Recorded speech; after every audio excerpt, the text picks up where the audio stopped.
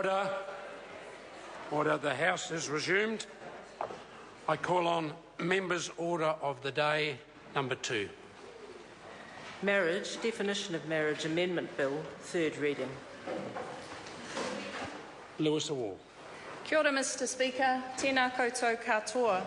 I move that the Marriage Definition of Marriage Amendment Bill be now read a third time. Mr Speaker, my observation in my time in the House has been that there are few occasions when the public gallery is full to overflowing. This bill has seen a full gallery at the first and second readings and again tonight. My only other experience of that has been treaty settlement legislation, recording the agreement reached between Māori and the Crown. In both instances, the parties affected are a minority group who have been marginalised. They've been dealt with unjustly under the law, and steps are being taken to right the wrongs they've suffered. And it shows me that this process matters. Having Parliament recognise and address injustices and unfairness matters to those affected by it.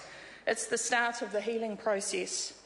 This third reading is our road towards healing and including all citizens in our state institution of marriage, regardless of their sex, sexual orientation or gender identity.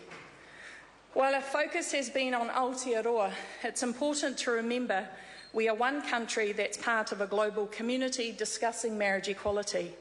12 countries have already been through this process. The US President has declared his support unequivocally. The Queen has recently signed a Commonwealth Charter that explicitly opposes all forms of discrimination, which she describes as emphasising inclusiveness. The UK, led by their Prime Minister, has introduced legislation. But marriage equality is only one issue.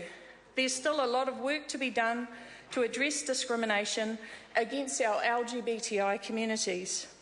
Closer to home, many of our Pacific neighbours still criminalise homosexuality. So too in countries of our new migrant communities. We need to understand these heritage identities and how they contribute to this debate. As the Indigenous people of Aotearoa, we can acknowledge that takatapui have always been part of our history and culture.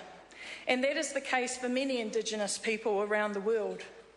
Whawhawhine, akavaine, whakaleiti, and manu wahine are words that go back in time to identify LGBTI. They are part of our Pacific heritage and need to be acknowledged. And we need to learn from history. Marriage laws have continually been used as a tool of oppression.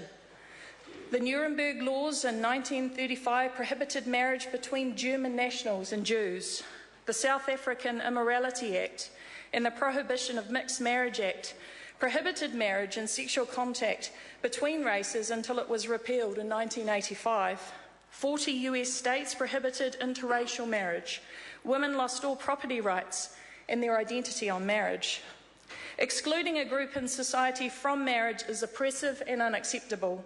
There's no justification for the prohibitions of the past based on religion, race or gender. Today we're embarrassed and appalled by these examples. And in every instance, it was action by the state. This is not about church teachings or philosophy. It never has been. It's about the state excluding people from the institution of marriage because of their sex, sexual orientation or gender identity. And that's no different from the actions taken in these historical examples. Principles of justice and equality aren't served if the key civil institution of marriage is reserved for heterosexuals only. In the landmark Ontario decision, Justice Laforme wrote, and I quote, "Any alternative status that nonetheless provides for the same financial benefits as marriage in and of itself amounts to segregation." This case is about access to a deeply meaningful social institution. It is about equal participation in the activity, expression, security and integrity of marriage. Any alternative to marriage, in my opinion, simply offers the insult of formal equivalency without the promise of substantive equality. Ever since Brown versus Board of Education in 1954, the separate but equal doctrine has been seen as segregation and contrary to achieving equality. I want to emphasise again what this bill does not do. It doesn't legalise criminal offences. In fact, it's clear the definition proposed in this amendment is a union of two people only. It doesn't force any minister or celebrant to marry a couple against their wishes. Section 29 remains in force and has been strengthened by the Select Committee amendment. And it doesn't change adoption laws. Gay couples have adopted children for many years, but the law hasn't recognised that parenting reality. Children of same-sex relationships haven't been allowed to have both parents' names on their birth certificate. The injustice and pain of this was made clear by an email I received, and I'm able to share it with the House. It reads, "My partner and I had been together for 7 years when we decided to start a family. When our daughter was born, my partner's name was on her birth certificate as her birth mother. When our daughter was 13, my partner was diagnosed with terminal cancer. We talked to our solicitor and found out that the only way I could adopt our daughter was if the relationship with her mum was legally terminated. How could we possibly do that to a child who was faced with her mum dying? Instead, I applied for and was granted guardianship. When my daughter turned 18, the guardianship expired. It was only when my own parents died that it struck home with me that my daughter and I had no legal relationship, despite me having been her parent all her life. We talked it over and I applied to adopt her. Fortunately, all this happened before she turned 20 because I believe it might have been too late. It was the right thing to do, but still hard on her. She gets a new birth certificate and her mum legally no longer exists.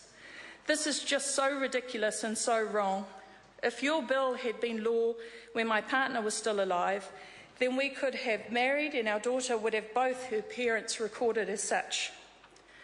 Under this bill, both women could have been spouses and recorded on their daughter's birth certificate. Without this bill, that's a privilege limited to heterosexual married couples only. In our society, the meaning of marriage is universal. It's a declaration of love and commitment to a special person. Law that allows all people to enjoy that state is the right thing to do. Law that prohibits people from enjoying that state is just wrong. Those who celebrate religious or cultural marriage are absolutely unaffected by this bill. That has never been part of the state's marriage law, and it never should be. There's another similarity between this bill and treaty settlement legislation: the quality and tone of the debate within this House. I believe that's the result of our effective cross-party working group with Tau Henare and Kevin Haig.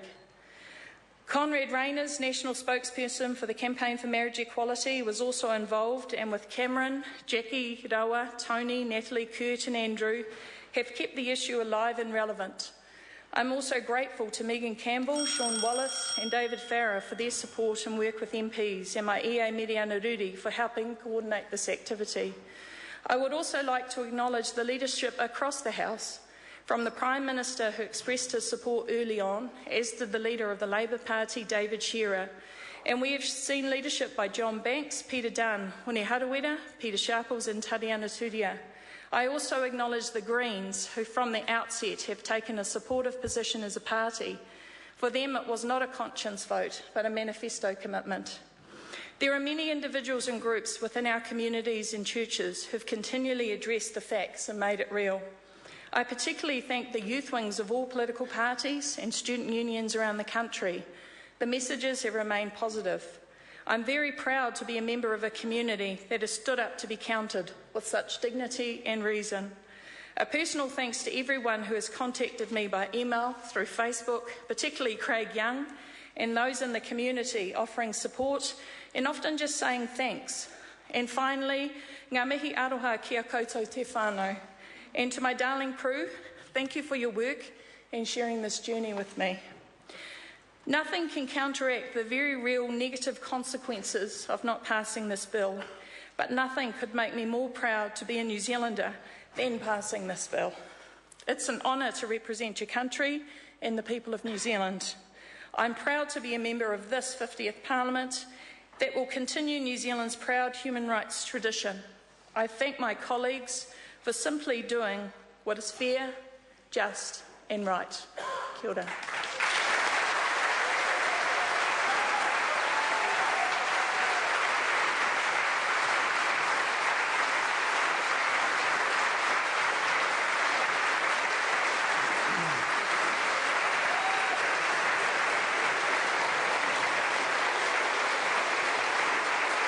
Order.